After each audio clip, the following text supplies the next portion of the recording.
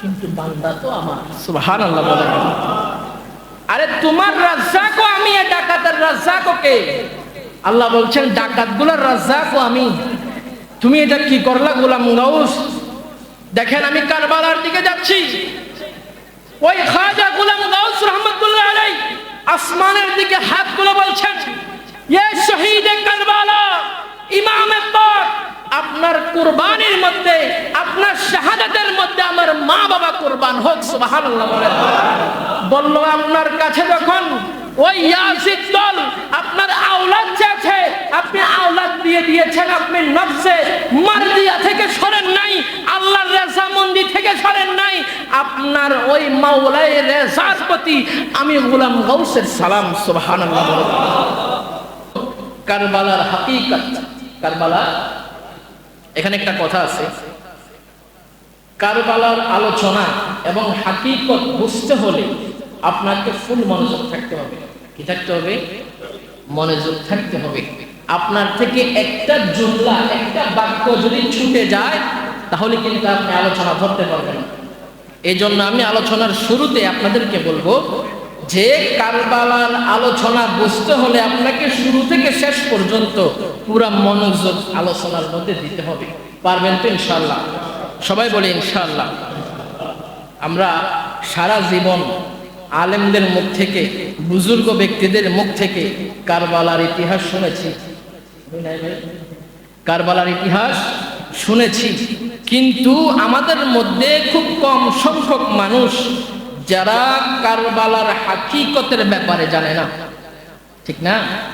আমরা এমনি শুনেছি আমার নবীর আওলাদ কারবালার জমিনের মধ্যে শাহাদাত বরণ করেছেন, অনেক হৃদয় বিদারক ঘটনা আমরা শুনেছি, কিন্তু এর পিছনে কি হাকিকত রয়েছে এই হাকিকতের ব্যাপারে আমরা অনেকেই অবগত নই। ইনশাআল্লাহ আমাদের যেহেতু মুহররম মাসে আরো জুমা পড়বে, আমরা কারবালার ইতিহাস শুনবো, কিন্তু ইতিহাস শোনার আগে ইতিহাসটা কেন হয়েছে এটার হাকিকত আপনাকে আমাকে জানতে হবে, ঠিক না? দেখেন সম্মানিত হাজরিন, প্রত্যেকটা মানুষের জীবনে খুব মনোযোগ, আমি কিন্তু আগে বলেছি যদি একটু অমনোযোগী হন আলোচনা একটু ছুটলে আপনি আসমান জমিন কিছু মিলাতে পারবেন না। এই জন্য আপনাকে মনোযোগ, যতক্ষণ সময় আছে এখান দিয়ে 10 মিনিট, ওইখান দিয়ে মনে করেন 20 মিনিট, আধা ঘন্টার মধ্যে আমি ইনশাআল্লাহ যতটুকু আল্লাহ তাআলা মাওলা আলী কাররামাল্লাহু ওয়াজহুল কারীমের দরজায় দিয়ে যতটুকু ইলম দান করেছেন তার থেকে কিছু কথা বলার চেষ্টা করব। আপনাদের কাছে আবদার এতটুকুই মনোযোগ, আধা ঘন্টা মনোযোগ দিতে পারবেন ইনশাআল্লাহ? ইনশাআল্লাহ বলি সবাই। দেখেন প্রত্যেকটা মানুষের জীবনে তার নিজের ইচ্ছার চেয়ে দামি হলো আল্লাহর ইচ্ছা, ঠিক না বেঠিক? কোন মুসলমান দ্বিমত পোষণ করার সুযোগ নাই। কেউ কি বলতে পারবে যে না ইচ্ছা আল্লাহ তার আগে আমারটা? নাউজুবিল্লাহ বলেন। তার মানে বোঝা যায় একটা মানুষের জীবনে নিজের ইচ্ছার চেয়ে আল্লাহর ইচ্ছার প্রাধান্য বেশি দিতে হবে, যেটাকে বলে রেজায়ে মাওলা। সুবহানাল্লাহ বলেন। এই যে কারবালার যে হাকিকত, পুরোটা কারবালা হয়েছে রেজায়ে মাওলার উপরে। সুবহানাল্লাহ বলেন। কিসের উপরে বললাম? রেজায়ে মাওলা। রেজায়ে মাওলা মানে কি? মানে আপনার কোনো ইচ্ছা, আমার কোনো ইচ্ছা নাই, ইচ্ছা কার? আল্লাহ। আল্লাহর যেটা ইচ্ছা বান্দা হিসাবে যারা করতে পেরেছে তারাই মাওলায়ে রেজা হাসিল করেছে। সুবহানাল্লাহ। কারবালার হাকিকতের অন্যতম একটা হাকিকত হলো মাওলায়ে রেজা, আল্লাহর ইচ্ছা। সুবহানাল্লাহ বলেন। প্রশ্ন যদি আপনাকে করি, আচ্ছা ভাই উত্তর দেন, ইমামে পাক, ইমামে কারবালা, ইমাম হুসাইন রাদিয়াল্লাহু তাআলা আনহু শক্তি কম ছিল? জোরে বলেন না ভাই, শক্তি কি কম ছিল? তিনি কার সন্তান? তিনি এমন বাবার সন্তান যিনি যুদ্ধের ময়দানে তরবারি যখন রেখে দিতেন কাফেররা উল্টা দিকে পলায়ন করত। আল্লাহু আকবার বলেন। এমন বাবার সন্তান কারবালার জমিনের মধ্যে শহীদ বরণ করেছেন, অন্য কোনো ইচ্ছা নাই, একমাত্র রেজায়ে মাওলার ইচ্ছাই। সুবহানাল্লাহ বলেন। আমি হাকিকত আপনাদেরকে বলবো। দেখেন আমাদের সমাজের মানুষ তিনটা জিনিসের উপর নির্ভর। কয়টা? তিনটা। মনোযোগ। এক নম্বরে বিউটি, ইংরেজিতে যেটাকে বলে বিউটি, বাংলাতে বলে সৌন্দর্য। কি বলে? ইংরেজিতে বিউটি, বাংলাতে সৌন্দর্য। 2 নাম্বার কোয়ালিটি, বাংলাতে যেটাকে বলে গুণমান, স্ট্যাটাস যেটাকে আমরা বলি, লেভেল যেটাকে আমরা বলি। 3 নম্বরে যেটা, সেটা হলো রিয়ালিটি, মানে বাস্তবতা। কি বললাম? বাস্তবতা। 3টা শব্দ আবার আমি বলছি। আমার কথা হলো বাবা, আপনারা বেশি দরকার নাই, অল্প কিছু কিছু মুখস্থ করেন যেটা জ্ঞানের মধ্যে বসবে। দরকার আছে না নাই?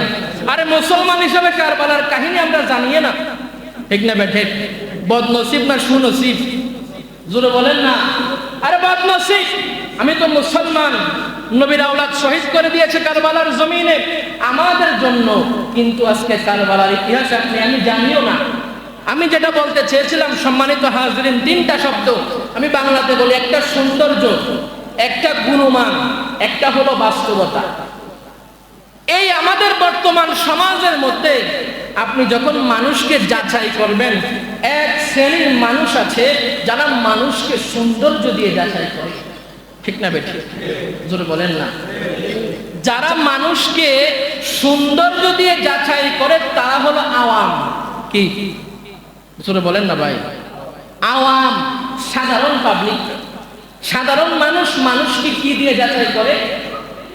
জোরে বলেন না। আপনারা কি আলোচনা বুঝতে কষ্ট হয়নি? কেন? প্রথম কিছু কথা বুঝতে একটু কষ্ট হবে, কারণ ভারী কথা, অনেক ভারী কথা। বর্তমান সমাজের মানুষ মানুষকে যাচাই করে কি দিয়ে? সৌন্দর্য দিয়ে। তারা হলো আওয়াম। তারা কি? আওয়াম, সাধারণ মানুষ। 2 নম্বরে এক শ্রেণীর মানুষ যারা মানুষকে গুণমান, কোয়ালিটি দিয়ে যাচাই বাছাই করে, তারা হলো স্পেশাল পিপল, যাদেরকে বলা হয় খাস আদমি, খাস লোক, গুরুত্বপূর্ণ মানুষ। সমাজের মধ্যে কিছু মানুষ আছে যারা মানুষের কোয়ালিটি, যে আমার মেয়ে বিয়ে দিব, ছেলে কি ডাক্তার না ইঞ্জিনিয়ার, নাকি মাওলানা সাহেব, নাকি মুফতি সাহেব, নাকি বিজনেসম্যান, আছে না নাই? জোরে বলেন না। আমি কিন্তু সমাজের বাইরে কোনো কথা বলবো না, যেহেতু আমরা সামাজিক মানুষ, আমরা সমাজকে ভালোবাসি, সমাজের কথা আমাদের বুঝে আসবে, ঠিক না বেঠিক? আরেক শ্রেণীর মানুষ আছে যারা সৌন্দর্য দিয়ে নয়, কোয়ালিটি দিয়ে নয়, রিয়েলিটি দিয়ে মানুষকে মাপে। সুবহানাল্লাহ বলেন।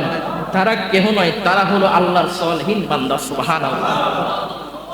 আল্লাহর নেককার বান্দারা কখনো মানুষকে সৌন্দর্য দিয়ে যাচাই করে না। তার ব্যবসা বাণিজ্য, তার গুণমান, তার কোয়ালিটি, এগুলা দিয়ে যাচাই করে না। এক কবি খুব সুন্দর করে একটা উদাহরণ দিলেন, বলল তোমরা গোলাপ ফুল দেখেছো? আপনারা দেখছেন না গোলাপ ফুল? গোলাপ ফুল দেখছেন না? গোলাপ ফুল দেখতে কেমন লাগে? জোরে বলেন না। আমাদের সেক্রেটারি সাহেব সামনে আছেন, হেলাল ভাই, আওয়াজ দিলে ভালো লাগবে। গোলাপ ফুল কেমন লাগে? সুন্দর। এটাকে বলে বিউটি। কি বলে? বিউটি। তারপরে আপনি যখন গোলাপ ফুলকে এনে নাকের সামনে লাগা, কি আসে? একটা ভালো একটা কি আসে? গ্রান আসে। এটা হলো গোলাপ ফুলের কোয়ালিটি। গোলাপ ফুলের কি কোয়ালিটি? আর গোলাপ ফুলের রিয়েলিটি, হাকিকত কি? 1 সপ্তাহ পরে ওই গোলাপ ফুলের মধ্যে আর সুগন্ধি থাকে না। 1 সপ্তাহ পরে এটা মাটির সাথে মিশে যায়। এটা হলো গোলাপ ফুলের বাস্তবতা, ঠিক না বেঠিক? এজন্য আল্লাহ বলছেন কি জানেন? আল্লাহ বলছেন মিনহা খলাকনাকুম ওয়া ফিহা নুঈদুকুম ওয়া মিনহা নুখরিজুকুম তারাতান। বলল আমি তোরে এই মাটি দিয়ে বানিয়েছি, মাটির মধ্যে আবার শুয়ে দিব, এই মাটি থেকে তোকে আমি আবার তুলবো। আপনি যখন মানুষকে দিয়ে একটু বিবেচনা করবেন, আমার আলোচনা কিন্তু কারবালার দিকে যাচ্ছে, মনোযোগ। আমি আগেও বলেছি আপনাদেরকে, একটু জুমলা একটু ছুটলে আপনি আলোচনা মিলাইতে পারবেন না, কারণ আমাদেরকে হাকিকত জানতে হবে। কি জানতে হবে? হাকিকত জানতে হবে। মানুষ দিকে আপনি যখন তাকাবেন, আমাদের পরিবারের মধ্যে ছোট্ট বাচ্চা জন্ম হয় কি হয় না? জোরে বলেন না। ছোট বাচ্চা হইলে বাড়ির ময় মুরব্বী, মা বাবা, দাদা দাদি, নানা নানি আদর করে কি করে না? বলেন না। তাহলে এটা হলো মানুষের বিউটি। কি বলে? একটা ছেলে কালো কিন্তু ছোট, আমরা কি করি? আদর করি না? কারণ হলো কি? এটা বিউটি। যখন ওই ছেলেটা প্রাপ্তবয়স্ক হয়ে যায়, তখন আর সৌন্দর্যের দিকে কেউ তাকায়, তখন চিন্তা করে যে কোয়ালিটি কি আছে, তার ভিতরে কোয়ালিটি কি আছে, সেটা দিয়ে মানুষ যাচাই করে। আর একটা মানুষের যখন 80 বছর 90 বছর হয়ে যায়, ওই মানুষটা আর বিউটিয়াল আপনার কোয়ালিটি থাকে না, এটা রিয়ালিটি হলো মানুষ মাটির সাথে মিশে যাবে। ঠিক না বেঠে? আমি বলতে চেয়েছিলাম বাবা, শাহাদাতে কারবালার কথা, একদিকে ইয়াজিদ, একদিকে ইমামে পাক, একদিকে কাফের, একদিকে আমার নবীর আওলাদ। যারা কাফের ছিল তারা তাকতে বিউটির দিকে, দুনিয়ার সৌন্দর্যের দিকে তাকিয়েছিল। আর আমার ইমামে পাক ইমাম হুসাইন রাদিয়াল্লাহু তাআলা আনহু, তিনি বিউটি এবং রিয়েলিটি কোয়ালিটির দিকে তাকায় না, তিনি রিয়েলিটি সৌন্দর্যের দিকে তাকায় নাই, বাস্তবতার দিকে তাকিয়েছে। সুবহানাল্লাহ। বাস্তবতা কি? তোমার দুনিয়ার সৌন্দর্যের কোনো দাম? ছোট বাচ্চা আদর করে, বড় হয়ে গেলে আর আদর নাই। টাকা পয়সা আছে সম্মান করে, টাকা না থাকলে সম্মান নাই। আর কোন রকম বৃদ্ধ হয়ে বিছানার মধ্যে পড়তে পারলে তো শেষ। আসলে রিয়েলিটি হলো সেটা। সম্মানিত হাজরিন, বলতে চেয়েছিলাম আমার ইমামে পাক, ইমামে কারবালা, ইমাম হুসাইন রাদিয়াল্লাহু তাআলা আনহু, তিনি সৌন্দর্য এবং ক্ষমতার দিকে তাকাই নাই, তিনি তাকিয়েছেন বাস্তবতা। বাস্তবতা কি ছিল? বাস্তবতা হলো মানুষকে আল্লাহ সৃষ্টি করেছেন এবং মানুষকে আল্লাহ দুনিয়াতে প্রেরণ করেছেন।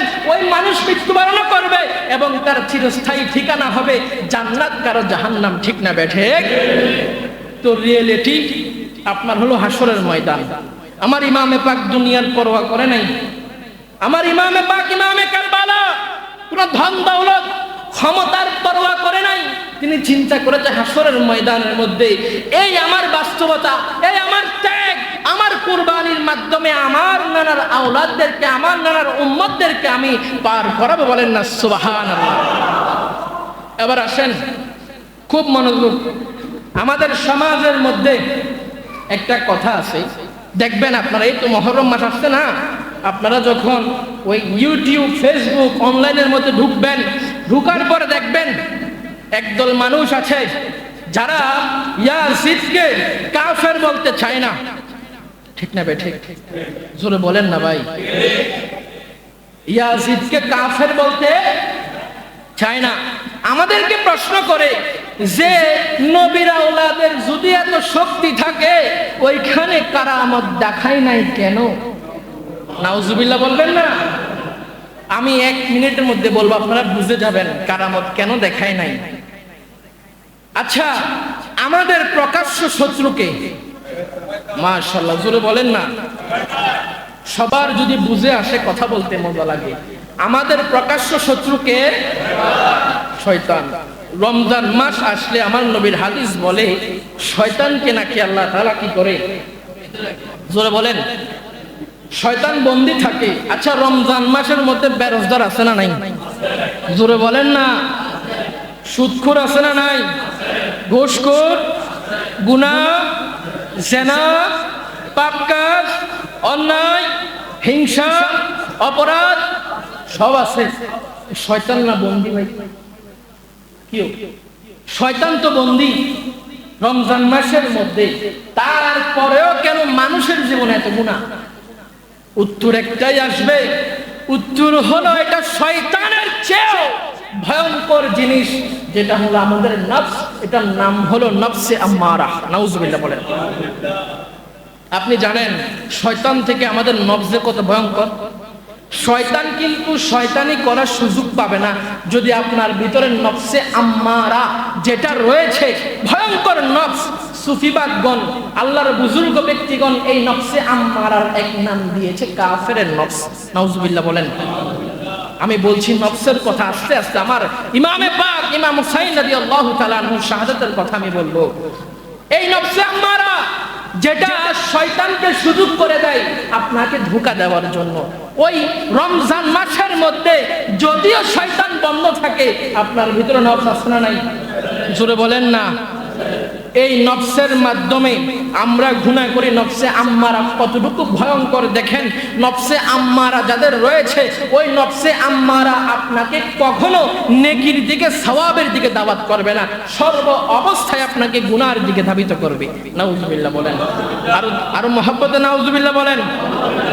দেখেন নফসে আম্মারা এটা এমন একটা নফস, এই নফস যখন মানুষের ভিতরে থাকে, মানুষের ভিতরে গুনাহ করার আর খেয়াল থাকে না। তো একটা ব্যক্তিকে দিয়ে আমি উদাহরণ দেই, মনে করেন একটা ব্যক্তি গুনাহ করতে করতে করতে করতে মানুষটা কিন্তু ইমানদার মুসলমান, কিন্তু নফসটা কাফের হয়ে গিয়েছে। কি হয়েছে? নফসে আম্মারা শিকার হয়ে গিয়েছে। ওই মানুষটা গুনাহ করতে করতে করতে করতে হঠাৎ করে তার ভিতরে একটা চিন্তা আসলো যে না, গুনাহ করেছি কিন্তু আর গুনাহ করা যাবে না। ব্যক্তি যখন এতটুকু চিন্তার মধ্যে তার ভিতরে উদ্ভাবন হবে, তার ভিতরে ফিলিংস হবে যে না, গুনাহ, এটা গুনাহ, এটা করা যাবে না, এটা করলে আমি আল্লাহর কাছে লজ্জিত হব, তখন ওই ব্যক্তির নফসে আম্মারা থেকে নফসে লাওয়ামা হয়ে যায়। সুবহানাল্লাহ। কি হয়ে যায়? লাওয়ামা। এই লাওয়ামা নফসের ব্যাপারে কোরআনে পাকের আয়াত রয়েছে, ফালা উকসিমু বিন নফসিল, বলেন না ভাই, লাওয়ামা নফসের কাজ কি? লাওয়ামা নফস আপনাকে গুনাহ করাবে। লাওয়ামা নফসের শিকার যারা হবে তারা এই নফস আপনাকে গুনাহ করাবে, আবার সাথে সাথে আপনাকে বলবে গুনাহকে এটা গুনাহ হিসেবে গুনাহ করতেছে, আবার আল্লাহর কাছে লজ্জিত হচ্ছে। এটা হলো নফসে লাওয়ামার কাজ। আপনাকে গুনাহ করাবে, আবার আল্লাহর কাছে লজ্জিত করবে। কিন্তু নফসে আম্মারা আপনাকে লজ্জিত করবে না। নফসে আম্মারার ক্ষেত্রে, নফসে আম্মারা যারা শিকার হয়েছে, নফসে আম্মারা আপনাকে শুধু গুনাহের দিকে ধাবিত করবে। আল্লাহর কাছে গুনাহকে গুনাহ জেনে নয়, গুনাহকে ভালো কাজ জেনে করার নাম হচ্ছে নফসে আম্মারা। আর নফসে লাওয়ামা আপনাকে গুনাহকে গুনাহ হিসাবে করাবে, কিন্তু সাথে সাথে কি করবে? লজ্জিত করবে। খুব মনোযোগ, এগুলা কিন্তু খুব ভারী কথা।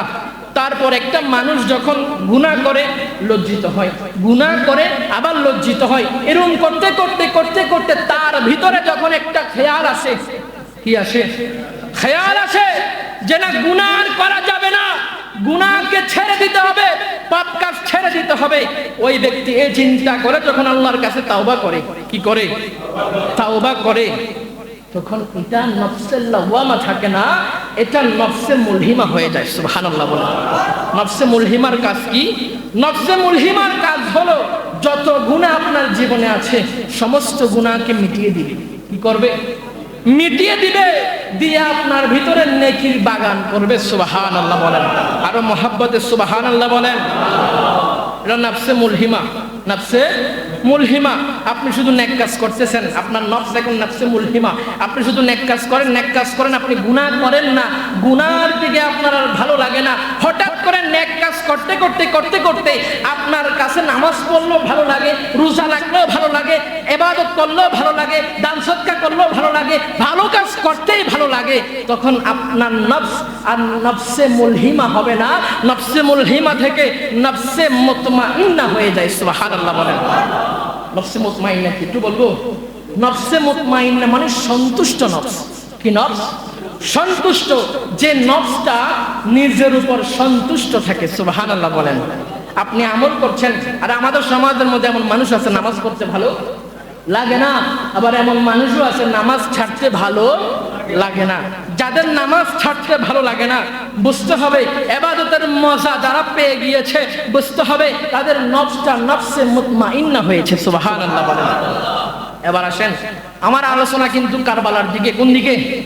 কারবালার দিকে মনোযোগ।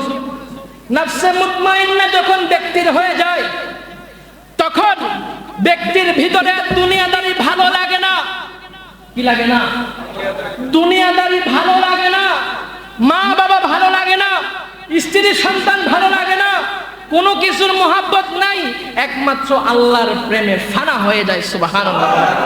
কার প্রেমে? আল্লাহর প্রেমে।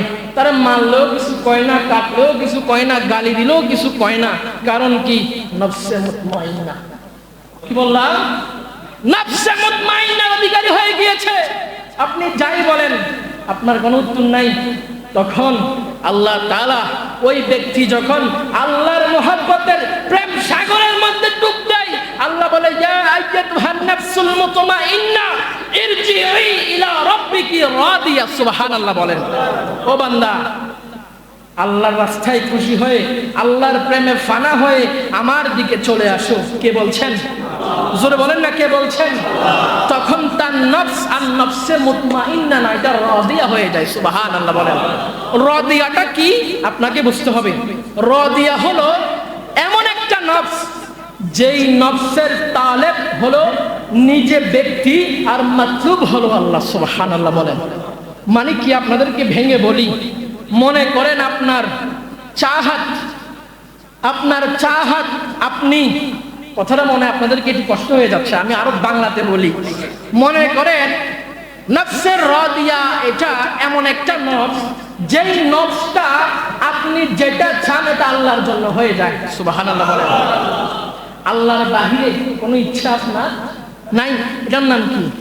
নফসে বলেন না রাদিয়া। নফসে রাদিয়া, নফসের রাদিয়ার যখন অধিকারী আপনি হয়ে যাবেন, আপনি নফসের রাদিয়ার আমল করতে করতে করতে করতে মক্কা ছেড়ে দেয়, মদিনা ছেড়ে দেয়, কুল কায়নাত ছেড়ে দেয়, আওলাদ শহীদ করে দেয়, তখন আমার আল্লাহ বলে ও বান্দা আর নফসের রাদিয়ার মধ্যে থাকিও না, এটা তুমি নফসে মারদিয়া চলে এসো। সুবহানাল্লাহ বলে। ইরজিই ইলা রাব্বিকি রাদিয়াতাম মারদিয়া।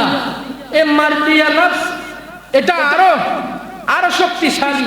এই মারদিয়া নফস কি জানেন? মারদিয়া নফস হলো রাদিয়া নফসের উল্টা। রাদিয়া নফসের কি উল্টা? বুঝতে কষ্ট হয়নি কোনো? রাদিয়া নফসের মধ্যে বান্দা আল্লাহর ইচ্ছা পূরণ করে। কার ইচ্ছা? এর নফসের নাম কি? নফসের রাদিয়া। বান্দা কার ইচ্ছা পূরণ করে? আল্লাহর ইচ্ছা। আর মারদিয়া নফস এটা এমন একটা নফস যে নফসের অধিকারী হলে বান্দা নয়, বান্দা যেটা চায় আল্লাহ সেটা পূরণ করে। সুবহানাল্লাহ। এই নফসে মারদিয়া এটা যেন তেন মানুষের হাসিল হয় না। হুজুরে গাউসে পাক আব্দুল কাদের জিলানী আল গিলানী রাদিয়াল্লাহু তাআলা আনহু তিনি এই নফসে মারদিয়ার ব্যাপারে কি বলছেন জানেন? বলছেন নফসে মারদিয়া এটা কি জানো? বলল এটা ফুল সিরাতের চেয়েও ধার। মুহাব্বতে সুবহানাল্লাহ বলেন। সকলে কথা বোঝা যায়নি আমার ভাই, কথা স্পষ্ট বুঝতেছেন? যেটা নফসে মারদিয়া এটা হুজুরে গাউসে পাক বলছে এটা ফুল সিরাতের চেয়েও ধার। সুবহানাল্লাহ বলেন না। এটা এমন নফস যেটা আল্লাহর বুজুর্গ ব্যক্তিদের হয়ে যায়, যাদের সাথে আল্লাহর কানেকশন হয়ে যায় তাদের নফসে মারদিয়া হয়ে যায়। তবে একটা তথ্য হলো এই নফসে মারদিয়াটা সবাই ধরে রাখতে পারে না, সব বুজুর্গ ব্যক্তি ধরে রাখতে পারে না। নফসে মারদিয়া কি আমি আপনাদেরকে আরো বোঝাচ্ছি। দেখেন একজন আল্লাহর ওলি আছে যিনার নাম হলো খাজা গোলাম গাউস। কি নাম? খাজা গোলাম গাউস রহমতুল্লাহ আলাইহি। একজন বুজুর্গ ব্যক্তি, নফসে মারদিয়ার অধিকারী। কিসের অধিকারী? নফসে মারদিয়ার অধিকারী একজন বুজুর্গ ব্যক্তি যিনার নাম হলো খাজা গোলাম গাউস রহমতুল্লাহ আলাইহি। তিনি সফরে যাচ্ছেন, খুব মনোযোগ, সাথে পরিবার আছে। তো তিনার নাওয়াসি একজন আছেন নাতিন। আমরা কি বলি? নাতিন বলি না বাংলাদেশে, হিন্দুস্তানে বলে নাওয়াসি। কি বলে? নাওয়াসি মানে নাতিন। একটা নাতিন আছে, তিনার 6 বছর বয়স। কয় বছর? 6 বছর বয়সের একটা নাতিন আছে। তিনার নাতিনকে নিয়ে যাচ্ছেন। তো তিনি যখন তিনার শহরকে ক্রস করলেন, অতিক্রম করলেন, করার পরে ডাকাত দল, কোন দল? ডাকাত দল তিনাকে হামলা করলো। তো তিনি তো নফসে মারদিয়ার অধিকারী। কিসের অধিকারী? আর নফসে মারদিয়ার অধিকারী যারা, তারা কখনো রাগ করতে, জোরে বলেন না, তারা কখনো রাগ করতে পারে না, তারা কখনো মানুষকে কষ্ট দিতে পারে না। এক কথাই হলো তার কোনো ইচ্ছা নাই, সব ইচ্ছা কার? জোরে বলেন না, সব ইচ্ছা কার? ওই খাজা গোলাম গাউস রহমতুল্লাহ আলাইহিকে ডাকাত দলে ধরলো। ধরার পরে তিনি আগে সিলিন্ডার বললেন যে ভাই আমাকে ধরাধরির দরকার নাই, আমার যা আছে নিয়ে যাও। কি বলছেন? ওই যে যা আছে নিয়ে যাও, এখানে কোনো বিশৃঙ্খলা করার কোনো দরকার নাই। দিয়ে দিল। কারণ তিনি বলতেছে, আরে আমার তো কিছুই নাই, আমার সব কিছু আল্লাহর রাস্তায় দিয়ে দিছে, তুমি আর কি নিয়ে যাও, যা আছে নিয়ে যাও। তো ডাকাত দল একজন সরদারের নজর পড়লো, ওই যে গোলাম গাউস তিনার নাতিন যে একজন আছে 6 বছর বয়সের, ওই নাতিনের কানের মধ্যে এক জোড়া বালি ছিল, স্বর্ণের। কি ছিল? বুঝতেছেন কথা? এক জোড়া বালি ছিল। তার নজর পড়লো ওই কানের দিকে, টান দিয়ে বালিগুলা ছিঁড়ে ফেললো। ছোট বাচ্চা, কান দিয়ে রক্ত আর রক্ত পড়তেছে। তখন ওই খাজা গোলাম গাউস রাহমাতুল্লাহ আলাইহি তিনি আর নফসে মারদিয়ার মধ্যে থাকতে পারলো না। কারণ নাতিন কান্নাকাটি করতেছে, তিনার ভিতরে আর সহ্য হচ্ছে না, নফসকে আর কন্ট্রোল করা যাচ্ছে না। তিনি এমন একটা কারামত দেখালেন, সাথে সাথে সবগুলা ডাকাত ইন্তেকাল করলো। আল্লাহু আকবার বলেন। নফসে মারদিয়া থেকে কি হলো? বুঝেন নাই কথা? যেহেতু কারামত দেখিয়ে ফেলছে, তার মানে নফসে মারদিয়া নাই। নফসে মারদিয়ার সূত্র কি? কোন ধরনের অন্যায়, কেউ জুলুম করলেও কোনো কথা বলা যাবে না, আল্লাহর রাস্তায় আল্লাহর দিকে সন্তুষ্টি হতে হবে। এটা হলো নফসে মারদিয়ার শর্ত। কিন্তু তিনি কি করলেন? কারামত দেখিয়ে সবগুলা ডাকাতকে কি করলেন? মেরে ফেললেন। তো নফসে মারদিয়া আর নাই। তখন আল্লাহর পক্ষ থেকে ইলহাম আসলো, হে গোলাম গাউস, তুমি এটা কি করলা? বলো, আল্লাহ আমার আর সহ্য হচ্ছিল না, আমার নওয়াসি তাকে এমন কষ্ট দিচ্ছিল, আমি তার কষ্ট দেখে আমি আর কন্ট্রোল করতে পারলাম না, কারামত দেখিয়ে দিলাম। বললো, তোমার কাছে হতে পারে, দেখেন আমার আল্লাহ কি বলে, এটা ডাকাত কিন্তু বান্দা তো আমার। সুবহানাল্লাহ বলেন। আরে তোমার রাজ্জাকও আমি, এ ডাকাতের রাজ্জাকও কে? আল্লাহ বলছেন, ডাকাতগুলোর রাজ্জাকও আমি। তুমি এটা কি করলা গোলাম গাউস? দেখেন আমি কারবালার দিকে যাচ্ছি। ওই খাজা গোলাম গাউস রাহমাতুল্লাহ আলাইহি আসমানের দিকে হাত তুলে বলছেন, ইয়ে শহীদ কারবালা, ইমামে পাক, আপনার কুরবানির মধ্যে, আপনার শাহাদাতের মধ্যে আমার মা বাবা কুরবান হোক। সুবহানাল্লাহ বলেন। বলল, আপনার কাছে যখন ওই ইয়াজিদ দল আপনার আওলাদ চাইছে, আপনি আওলাদ দিয়ে দিয়েছেন, আপনি নফসে মারদিয়া থেকে সরেন নাই, আল্লাহর রেজামন্দি থেকে সরেন নাই, আপনার ওই মাওলায়ে রেজার প্রতি আমি গোলাম গাউসের সালাম। সুবহানাল্লাহ। আমার ইমামে পাক, ওই যে আমি বলতেছিলাম আমি কারবালার মধ্যে আসবো, আমার ইমামে পাক কারামত দেখাই নাই কেন? কারণ তিনি নফসে মারদিয়ার অধিকারী ছিলেন। আর মোহাব্বতে সুবহানাল্লাহ বলেন না ভাই। নফসে মারদিয়া কি? রক্ত চাইলে রক্ত নিয়ে যাও, সন্তান চাইলে সন্তান নিয়ে যাও, সম্মান চাইলে নিয়ে যাও, কিন্তু আমার একটাই কথা, সেটা হলো মাওলায়ে রেজা। সুবহানাল্লাহ বলেন। বলল, মাওলায়ে রেজা থেকে আমি এক চুল পরিমাণ সরব না। দেখেন আমার ইমামে পাক, আমি কারবালার ঘটনা অন্য আরেকদিন বলবো, আমি সংক্ষিপ্ত বলছি। আমার ইমামে পাক শাহাদাতে কারবালার জমিনের মধ্যে যখন পৌঁছে গেলেন, কতটুকু দয়াবান ছিলেন তিনি। ওই সময়ও কাফেরদেরকে তিনি সুযোগ দিচ্ছেন শুধরানোর জন্য। কিসের জন্য? শুধরানোর জন্য সুযোগ দিচ্ছেন। দেখতেছেন যে না, একজন একজন করে সমস্ত আওলাদ রাসূলগণ, আহলে বায়াতগণ শহীদ হয়ে যাচ্ছেন। ইমামে পাক দাঁড়িয়ে গেল। দাঁড়ানোর পর তিনার বোন সাকিনাকে বলছে, ও বোন, আমাকে বিদায় দিয়ে দাও, আমার মনে হয় আর এখানে থাকা হবে না। দেখেন কারবালার একটা ওয়াকিয়া দেখেন, ত্যাগ, এই যে নফসে মারদিয়া, এটা কেমন ভাবে তিনারা পালন করেছেন আপনারা সকলে অবগত আছেন। আমি বলবো ইনশাআল্লাহ আরেকদিন। আমার ইমামে পাক ইমাম হুসাইন রাদিয়াল্লাহু তাআলা আনহুর একজন সন্তান আলী আসগর, নাম শুনছেন কিনা জোরে বলেন না। তিনাকে ইতিহাস আমাদেরকে সাক্ষী দেয়, ওই ইমামে পাক, ইমামে কারবালার সন্তান হযরতে আলী আসগর রাদিয়াল্লাহু তাআলা আনহু, তিনাকে কারবালার জমিনের মধ্যে কখনো বসায় নাই। সুবহানাল্লাহ।